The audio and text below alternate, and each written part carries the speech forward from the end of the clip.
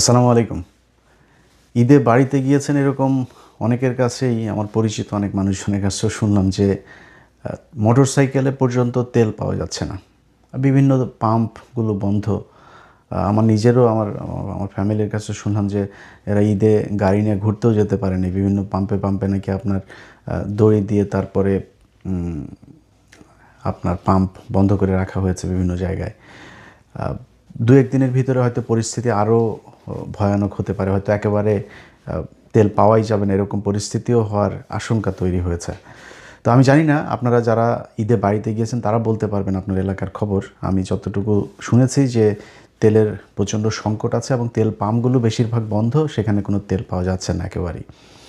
এখন ধরেন এই ভিডিওতে এই কথাগুলো বলছি, বিএনপি ক্ষমতায় এসছে মাত্র ধরেন 1.5 মাস হলো, তো এদেরকে মানে দায় দেওয়ার জন্য বা এদেরকে দোষ দেওয়ার জন্য, এদের কারণে এরকম হচ্ছে এরকম কিছু বলার জন্য না, বরং বিএনপি এটা নিজেদের ঘাড়ে তারপরে নিয়ে তারা বোঝানোর চেষ্টা করছে যে তারা সব দায়িত্ব বিশাল আকারে পালন করছে।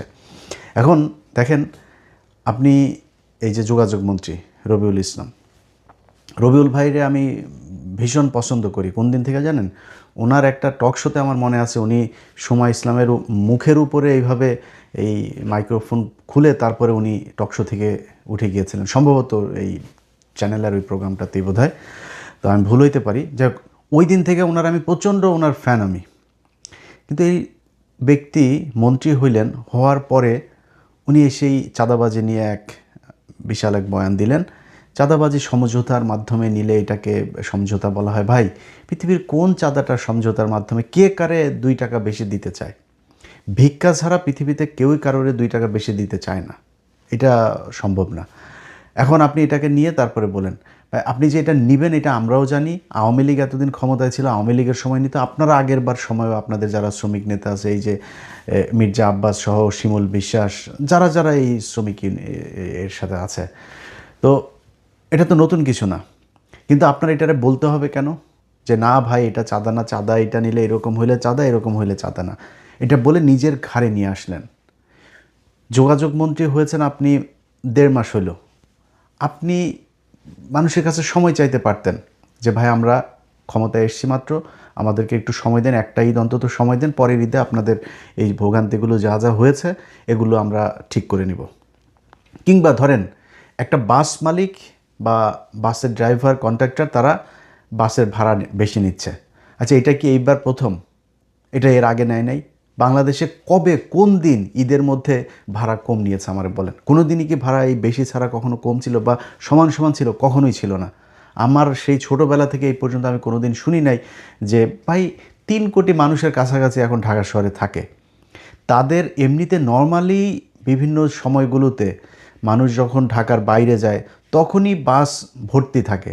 তো 3 কোটি মানুষের মধ্যে যদি 2 কোটি 1.5 কোটি মানুষও যদি যায় একসাথে ঢাকার বাইরে, এই 4-5 দিন একটা এই সময়ের মধ্যে তারা গেলে এমনিতেই এই গণপরিবহনের সংকট হবে, ভাড়া বেড়ে যাবে, যোগান কম হলে চাহিদা বাড়বে, খুবই স্বাভাবিক, এটা কোনো ব্যাপার না।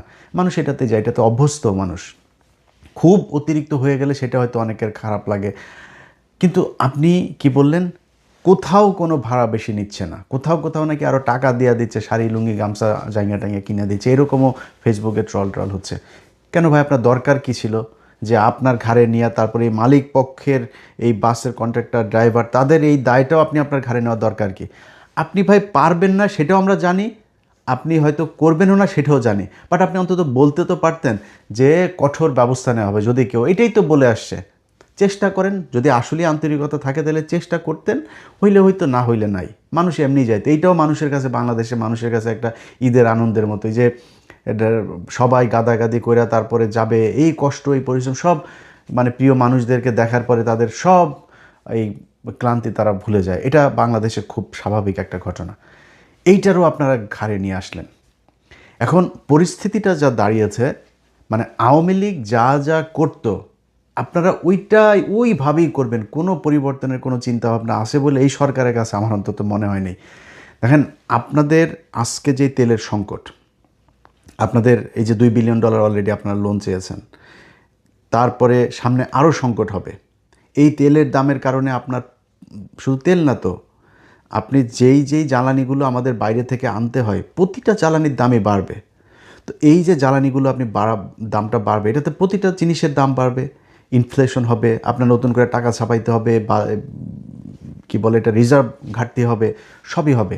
কিন্তু আপনার উচিত ছিল কি?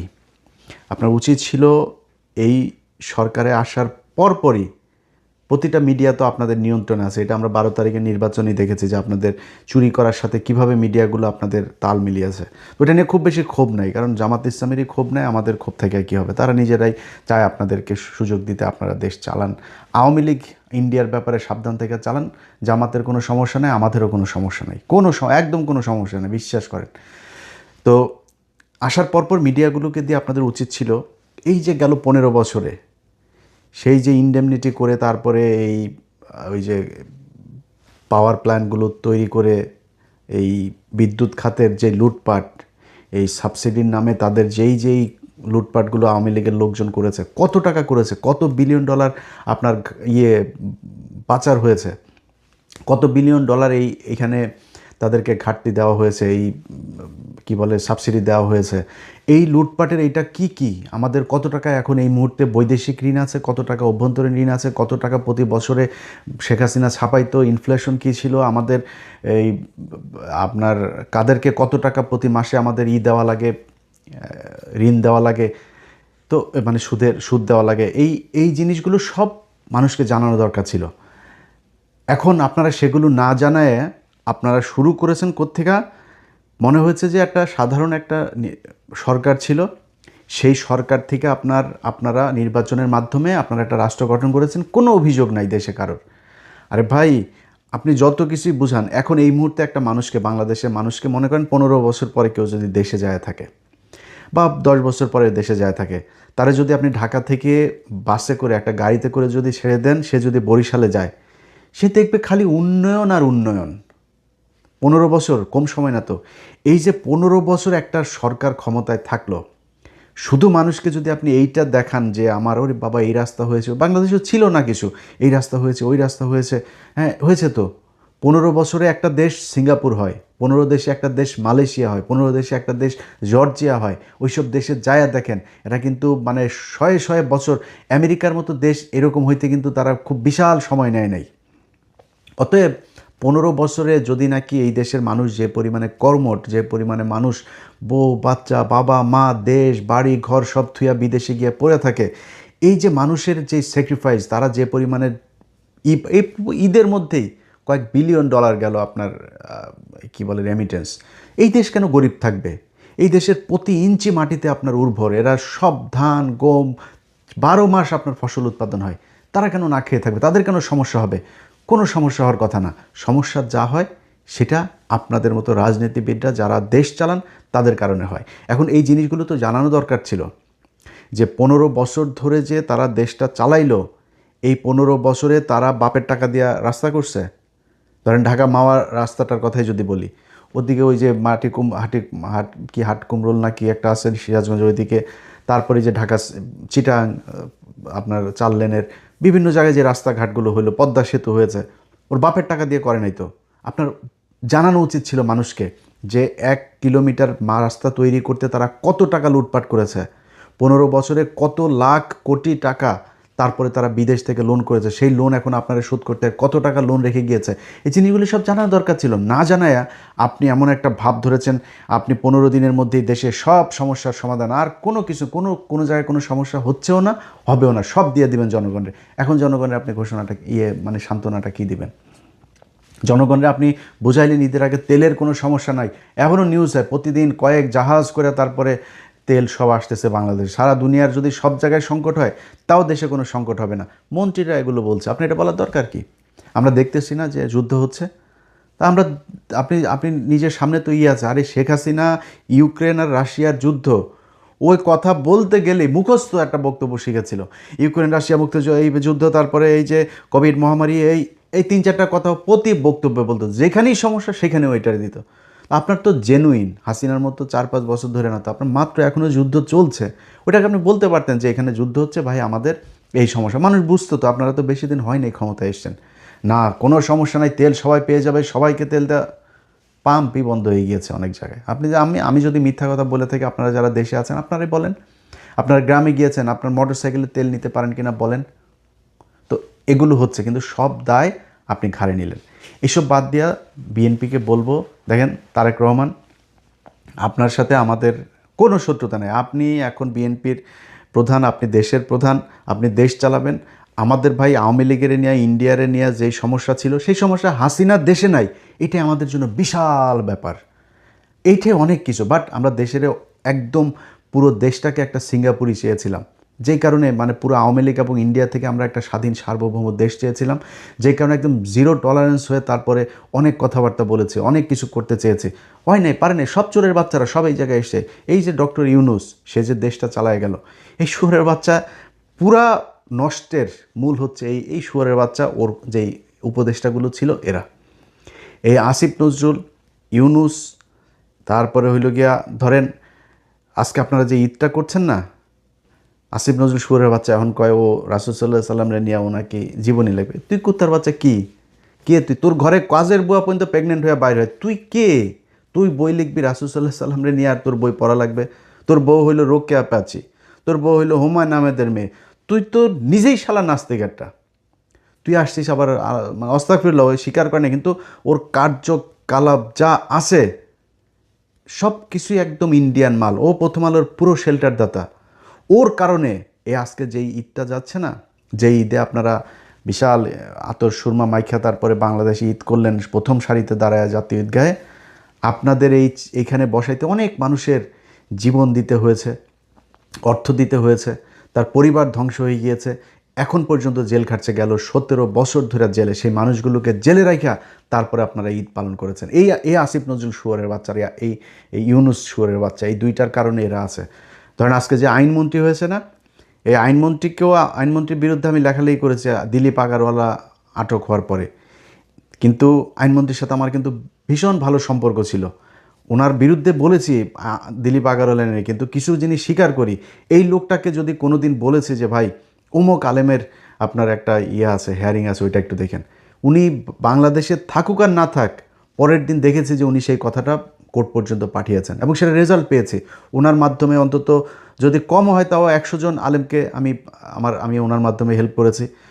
এই ঈদ গেল, ঈদের পরের দিন মাওলানা সাইদুর রহমান সাহেব, ওনার সাথে কথা বললাম, উনি বের হয়েছেন।